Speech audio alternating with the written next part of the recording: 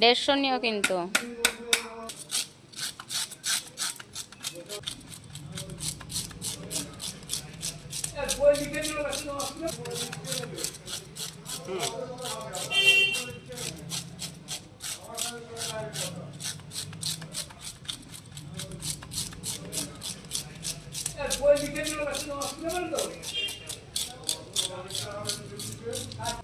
এক লেজাটা তাহলে বড় রেখো। গুড মর্নিং বন্ধুরা, আজকে এখানে মাছ আলা এসেছিল, তাই একটা রুই মাছ কিনলাম, তাই আপনাদের দেখালাম। এই দেখুন,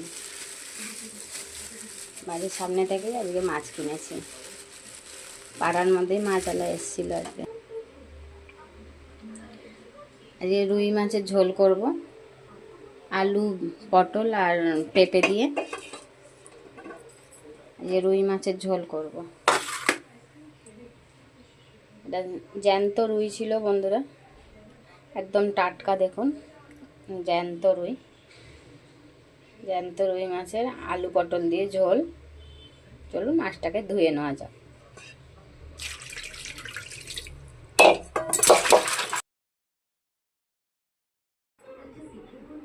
এই যে মাছটা আমার ধোয়া হয়ে গেছে, এবার আমি নুন হলুদ মাখিয়ে নেবো মাছটার মধ্যে। মাছটা আমার ধোয়া কমপ্লিট।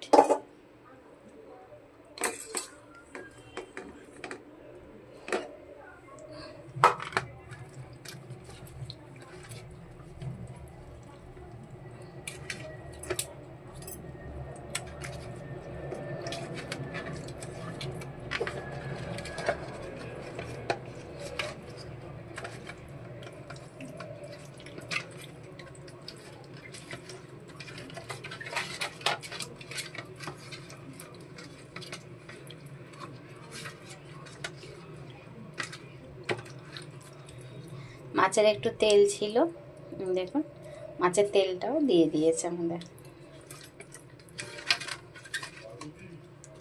মাছের তেল খেতে খুব ভালো লাগে বন্ধুরা, গরম ভাতের সাথে। নমস্কার বন্ধুরা, কেমন আছেন সবাই? আশা করি খুব ভালো আছেন, আমিও ভালো আছি। জ্যান্ত রুই মাছের পটল আর পেঁপে দিয়ে ঝোল, জিরে বাটা দিয়ে ঝোল।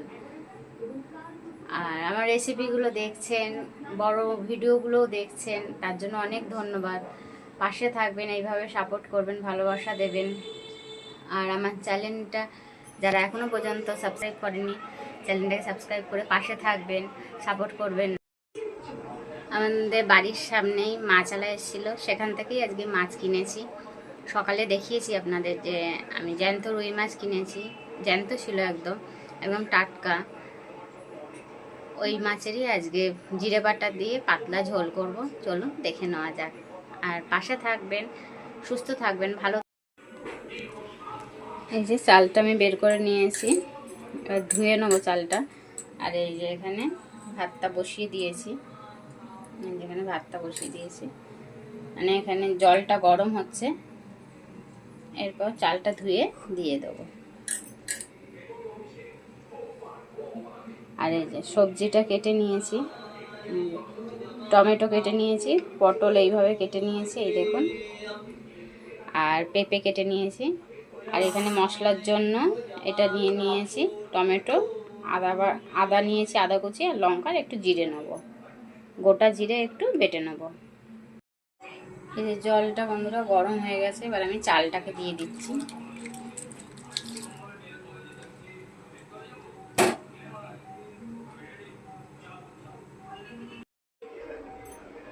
এই বন্ধুরা কড়াই তেল দিয়ে দিচ্ছি, তেলটা আমার গরম হয়ে গেছে।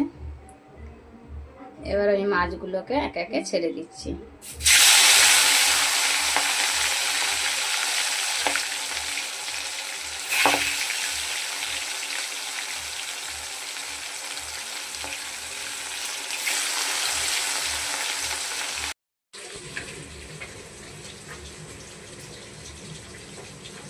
এই যে আমি মশলাটা বেটে নিচ্ছি, শিলে মশলাটা বেটে নিচ্ছি।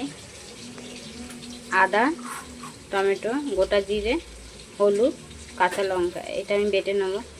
শিলে বাটা মশলা রান্না টেস্টই আলাদা হয়, তাই জন্য আমি বেশিরভাগটা শিলে বেটেই রান্না করি। মশলাটা আমি করে নিচ্ছি। এই যে বন্ধুরা মশলাটা আমার হয়ে গেছে, এবার আমি তুলে নিচ্ছি মশলাটাকে। মশলাটা আমার বাটা হয়ে গেছে। এই আলুটা একটু সিদ্ধ করে নেবো আগে। এই যে মাছটা আমার এক পিস ভাজা হয়ে গেছে, আর এক পিস হচ্ছে, এবার তুলে নেবো। আর ভাতটাও হয়ে গেছে, ভাতের ফ্যানটা ঝেড়ে নেবো এবার। মাছটা আমার ভাজা হয়ে গেছে, এই যে দেখুন মাছটা আমার ভাজা কয়েকটা হয়ে গেছে, আর এগুলো হচ্ছে।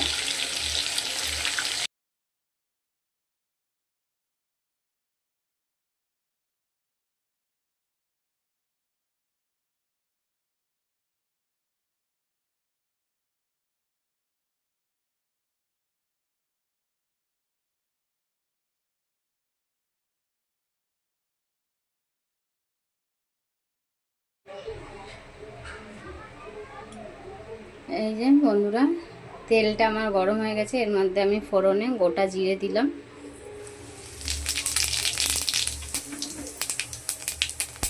জিরেটা একটু ভাজা হবে, তারপর আমি দিয়ে দিচ্ছি এই যে আলুটা। এটা পেঁয়াজ রসুন ছাড়া রেসিপি হচ্ছে। এটা পেঁয়াজ আর রসুন একদমই নেই, পেঁয়াজ রসুন একদমই ছাড়া, শুধু আদা বাটা জিরে বাটা দিয়ে পাতলা ঝোল করছি। যেহেতু মাছটা একদম জ্যান্ত ছিল, টাটকা, তাই জন্য রসুন আর পেঁয়াজ দিচ্ছি না। রসুন পেঁয়াজ ছাড়া রান্নাটা করছি। জ্যান্ত মাছে রসুন পেঁয়াজ দিলে স্বাদটা চলে যায়, তাই জন্য রসুন পেঁয়াজ দিচ্ছি না। শুধু প্লেন আদা বাটা আর জিরে বাটা দিয়ে ঝোল করছি পাতলা।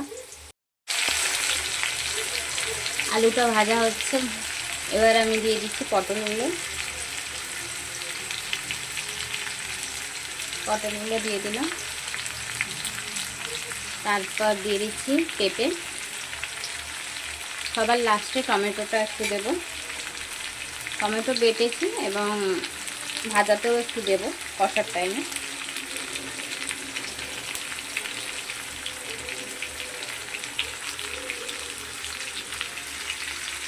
এগুলো সবজিগুলো একটু ভাজা হবে, স্বাদ অনুযায়ী নুন দিয়ে দিচ্ছি। যদি ঝোল হবে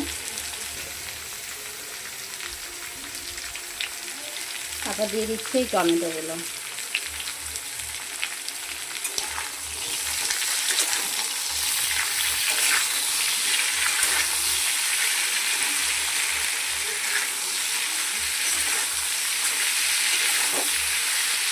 সবজিটা আমার ভাজা হয়ে গেছে, আর একটুখানি ভাজা হলে আমি মশলাটা দিয়ে দেবো।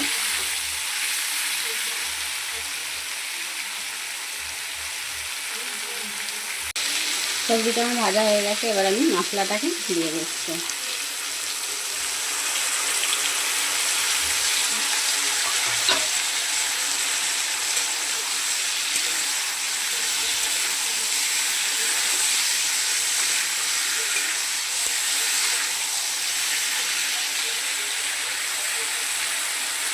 কষানো হয়ে গেছে, এবার আমি জল দিয়ে দিলাম। কত সুন্দর কালারটা একটু দেখে, বাটা মশলার কালার। এটা শিলে বেটে মশলা রান্না করলে দেখুন কালারটা কত সুন্দর এসছে। ঝোলটা একটু ফুটে এলে এসছে। শিলে বাটা মশলার রান্না, এই স্বাদও সুন্দর হয় আর কালারও খুব সুন্দর আসে। আমি জলটা পরিমাণ মতন দিয়ে দেবো। ঝোলটা একটু ফুটে এলে আমি মাছগুলো দিয়ে দেবো। এই বন্ধুরা ঝোলটা আমার হয়ে গেছে, এবার আমি মাছগুলোকে একে একে ছেড়ে দিচ্ছি।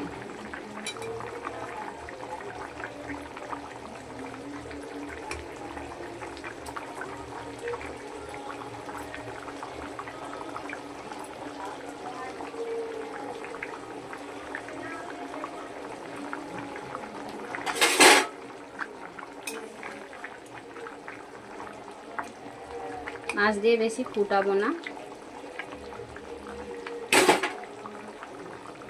একটু ঢাকা দিয়ে দেবো।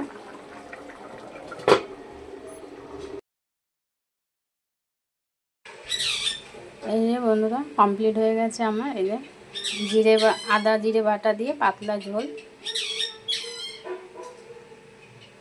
আপনারাও এইভাবে বাড়িতে একবার করে খাবেন, খুব সুন্দর।